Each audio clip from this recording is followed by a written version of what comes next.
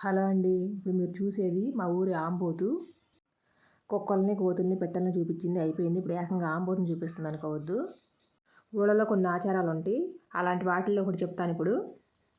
ఎవరికి ఉండే సమస్యలు వాళ్ళకు ఉంటాయి కదా. అలాగే మా ఊరిలో ఒక ఆయన వెంకటేశ్వర స్వామి గుడికి వెళ్ళి ఆంబోతుని వదులుతానని చెప్పేసి మొక్కున్నారంట. ఇంత పెద్దగా ఉన్నప్పుడు కాదు, చిన్నగా ఉన్నప్పుడే పూజ చేసి ఇలా వదిలేస్తారు ఊరి మీద. ఇది ఊరు వదిలి ఎక్కడికి వెళ్ళిపోవచ్చు కదా, వెళ్ళదండి. పక్కన 2 రోజులకి వెళ్తుంది, మళ్ళీ ఇక్కడికి వచ్చేస్తుంది. ఈ ఊళ్ళోనే ఉంటుంది. దేవుడికి మొక్కుని వదులుతారు కాబట్టి ఎవరు ఏమీ అనరు, కొట్టరు కూడాను. అది కూడా ఏమీ అనదు ఎవరిని. ఇంటి ముందుకు వచ్చి ఆగుతుందండి, కనీసం అడలను కూడా అడలదు. ఏమైనా పెడితే మనం ఇలా తినేసి వెళ్ళిపోతుంది. మా వారు గేట్ తీసి పెట్టారు, పెట్టేసరికి లోపలికి వచ్చేసింది. అది వచ్చినప్పుడు దానా కానీ, బెల్లం, బియ్యం కానీ, అరటిపళ్ళు కానీ ఇలా పెడితే తింటుంది.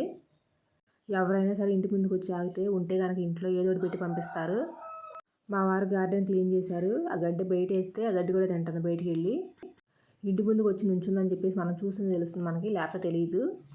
ఒక్కసారి కాదు, రోజు 3-4 సార్లు అయినా వస్తుంది. మేమైతే వెంకటేశ్వర స్వామిగానే భావిస్తాము.